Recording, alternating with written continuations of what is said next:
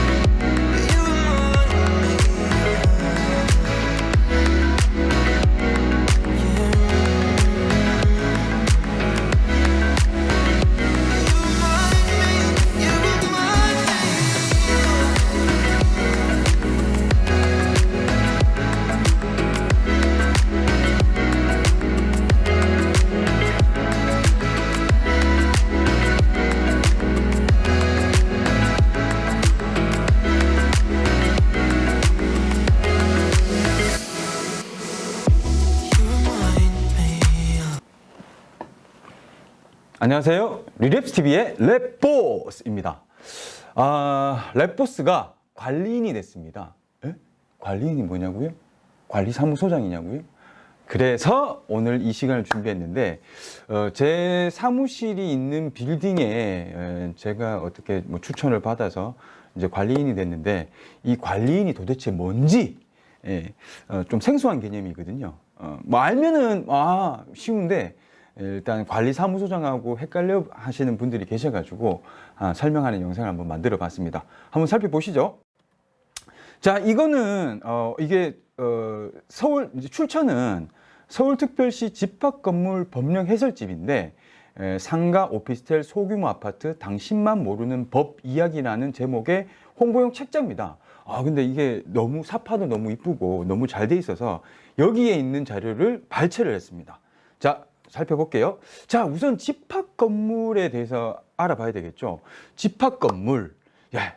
우리가 여기 나와 있듯이 쉽게 볼 수 있는 아파트형 공장, 오피스텔, 연립주택, 다세대 주택, 주상복합주택, 아파트 모두 집합건물입니다.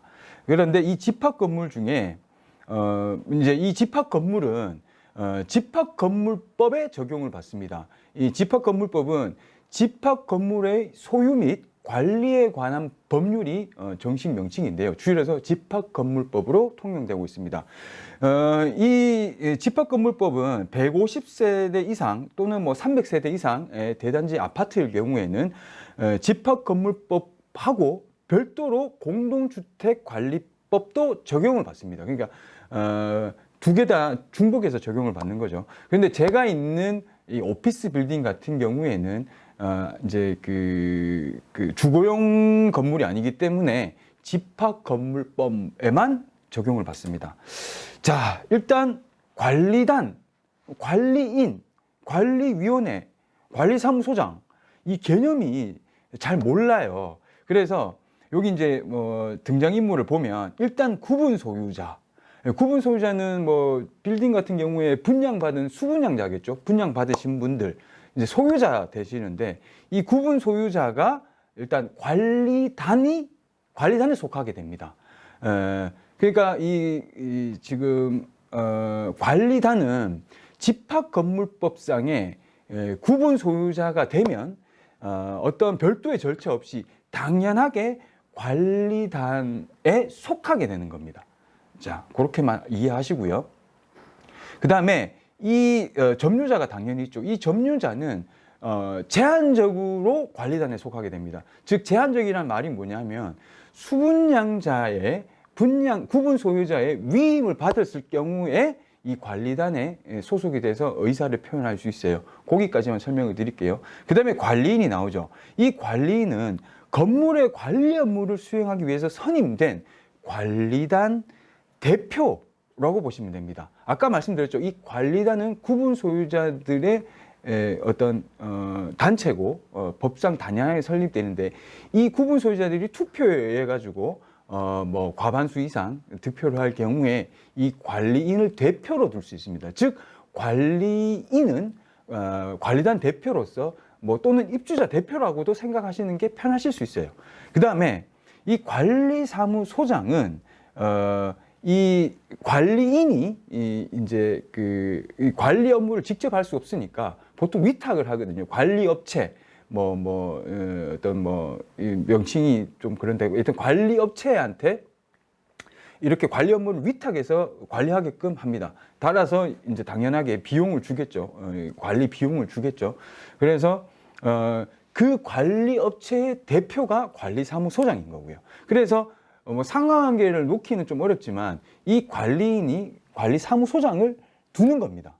자, 그 다음에 관리위원회는 뭐냐 하면 이 이제 예를 들면은 구분 소유자들 모두가 의사가 이렇게 모여가지고 뭐 결의하고 뭐 어떤 안건에 대해서 안건을 제시하고 결의하고 이러기에 모든 구분 소유자들 움직이기 어렵잖아요. 저희 오피스 빌딩만 같은 경우에도 총 325개 호에 그건 한 150명 정도 되거든요. 이 150명이 모두 모여가지고 의사결정을 한다 어렵잖아요. 그래서 그 위원을 두는 겁니다. 그러니까 뭐 예를 들면 각 층에 한 명씩이라든지 아니면은 몇 명, 5명이라면 5명의 투표를 해가지고 관리위원을 선출하게 되는데 이 관리위원들이 모인 그룹이 관리위원회인 거죠. 그래서 어떻게 보면 국회라고 보시면 됩니다. 뒤에 다시 한번 설명드릴게요. 그 다음에 이제 당연히 구청 건축가는 우리를 이제 뭐 감독하는 기관이고요. 자, 그래서 이거를 진짜 이게 좀 제가 발췌한 이유가 이것 때문에 그랬는데 이게 정말 쉽게 설명이 되어 있어요. 여기 보시면 관리단은 국민으로 생각하시면 됩니다. 구분 소유자. 아까 관리단은 구분 소유자들의 어떤 단체라 그랬죠.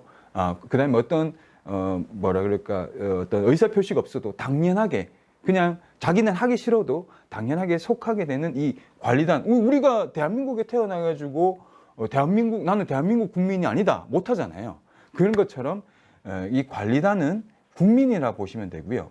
이 관리인은 관리단에서 투표회에서 선출된 행정부 수장, 대통령이라 보시면 됩니다. 관리단에서 이제 뭐 후보가 뭐 나와가지고 제가 이 빌딩을 잘 한번 관리해 보겠습니다 하고 출마를 해서 선출되면은 관리인이 되는데 이 관리인이 행정부 즉 대통령이라 보시면 됩니다. 그다음에 관리위원회는 그 의회 즉 국회의원을 보시면 돼요. 그러니까 뭐 예를 들면은 뭐 대한민국에 제가 지금 소재하고 있는 창원에 국회의원이 있잖아요. 그러니까 우리 전 국민이 모두 가서 의사결정을 할 수 없으니 우리 뭐 창원시의 대표로 국회의원을 뽑는 거잖아요. 그런 것처럼 이 관리위원회는 국회라고 보시면 돼요. 그리고 그 관리위원은 이제 아까 말했듯이 그 국회의원이라고 보시면 되고요. 자, 그러면 관리사무소장은 뭐냐? 공무원, 즉 이거를 우리의 일을 하는 공무원이라고 보시면 돼요. 그러니까 아까 이제 관리인이 관리업체에게 우리 건물 관리해 주세요 이렇게 의뢰를 하고 그 관리업체에 이제 관리업체가 관리사무소를 꾸리게 되겠죠. 그래서 그 관리사무소의 관리사무소장이 되는 거고요. 자, 그러면은 이 관리인이 그러면은 무슨 역할을 하냐? 아까 뭐 역할에 대해서 설명을 드렸는데 구체적으로 권한에 대해서 한번 살펴볼게요. 자, 근데 이 관리인은 여기도 보듯이 주민 대표로서 관리 사무에 대한 의사결정을 일임할 수가 있는데 1인이 모든 권한을 독점할 수 있어 부작용이 발생할 수도 있다고 되어 있네요. 그러면은 도대체 어떤 권한이 있길래? 자, 보시죠. 공용 부분의 보존 관리 및 변경에 대한 권한이 있습니다. 이거는 근데 구법이고요. 이번에 법이 바뀌어가지고 이 차이를 보시면 보존 행위는 관리인이 그냥 그대로 들어가 있는데 관리 및 변경 의무 같은 경우에는 관리단 집회의 결의를 집행하는 행위로 법이 개정됐어요. 개정이 2020년 2월 4일 날 됐고 이게 1년 후부터 시행이 돼서 즉 올해 2021년 2월 4일부터는 이 공용 부분 관리 변경에 관한 권한은 관리단 집회에서 결의한 것을 집행하는 것만 할 수 있습니다. 관리인이. 자, 이게 무슨 얘기냐면 빌딩에 보면은 당연하게 이 전유 부분과 공용 부분이 있는데 전유 부분은 말 그대로 내가 쓰는 공간, 내가 분양받아 내가 쓰는 공간 이외에 뭐 복도라든지 엘리베이터라든지 계단이라든지 로비라든지 이런 부분이 다 공용 부분인데 이 공용 부분에 대해서 뭐 예를 들면은 뭐 엘리베이터도 뭐 엘리베이터 점검하는 계약도 해야 될 거고요. 청소업체 계약도 해야 될 거고 뭐 화재 뭐 이 그 전기 점검하는 거 소방시설 점검하는 것도 계약을 했고 각가지 계약권을 관리인이 할 수 있어요. 그러다 보니까 이 이제 뭐 그 하면은 뒷돈 들어오고 해서 그래서 하려는 거 아니야 이렇게 사실은 인식이 돼 있죠. 그래서 이 법이 이러면 안 되겠다. 관리인의 권한을 대폭 줄여야 되겠다 해서 이 관리 변경 의무, 즉 이렇게 계약을 체결하고 이 공용 부분에 대해서 뭐 예를 들면 임대 수익을 뭐 발생시키고 이렇게 돈을 받고 이런 이 공용 부분의 관리 및 변경에 대한 거는 관리단 집회에서 결의를 통과한 것만 집행하게끔만 받겠습니다. 즉 관리인이 혼자 할 수가 없는 거예요. 그래서 뭐 어떻게 보면은 비리를 근절할 수 있는 좋은 제도라고 보는데 한편으로는 이렇게 되면은 뭐 사실 관리인이 어떻게 보면은 관리위원회 위원장이 이제 어떻게 보면 더 힘이 세지는 거죠. 어쨌거나 뭐 관리인의 역할은 이렇습니다. 자, 뒤에 뭐 나머지 역할에 대해서는 뭐 크게 뭐 신경 쓸 건 없으실 것 같고요. 자, 그다음에 아까 말씀드린 관리위원회. 이제 앞으로 이게 법이 개정됨에 따라 가지고 관리인의 권한은 좀 대폭 축소가 되고 이 관리위원회의 권한이 커질 것으로 예상이 됩니다. 그래서 관리위원회는 이게 이제 아까도 말씀드렸듯이 일정 수의 구분 소유자들이 위원회 위원으로 선출하여 집합 건물의 관리에 관한 의사결정을 내리는 기구. 즉 앞으로는 뭐 예를 들면 계약 체결권이라든지 공용 부분에 대해서 뭐 임대료가 발생하면 임대료를 얼마를 결정할지 이런 부분에 대해서 이제 관리위원회의 의결에 거쳐야 되는 걸로 이제 그렇게 됐거든요. 뭐 아까 이제 아까 법에는 여기 보시면 여기 보시면은 아까 여기 관리단 집회 결의를 집행하는 행위라고 돼 있는데 이 관리단 집회를 통해서 결의해도 되고 이게 관리단 집회에 열기 어려우니까 이 공용 부분 관리 같은 경우에는 관리위원회에서 결정을 할 수 있어요. 법상에. 그래서 이제 관리단 집회의 결의도 결의 또는 관리위원회의 의결사항을 집행하는 행위라고 보시면 되겠습니다. 따라서 이 관리위원회가 앞으로 중요한 의사결정 기구가 될 것 같습니다. 예전에는 관리인이 모든 걸 결정을 했지만 이제는 그렇게는 안 된다. 이 관리위원회의 어떤 의사결정이 크다. 거기에서 결정한 것을 집행하는 게 관리인이다. 이렇게 생각하시면 되겠습니다. 자, 지금까지 살펴봤고요. 다음 시간에는 제가 이 관리인이 되기 위해서 했던 노력들에 대해서 여러분과 같이 공유를 하고자 합니다. 다음 영상도 기대해 주세요. 감사합니다.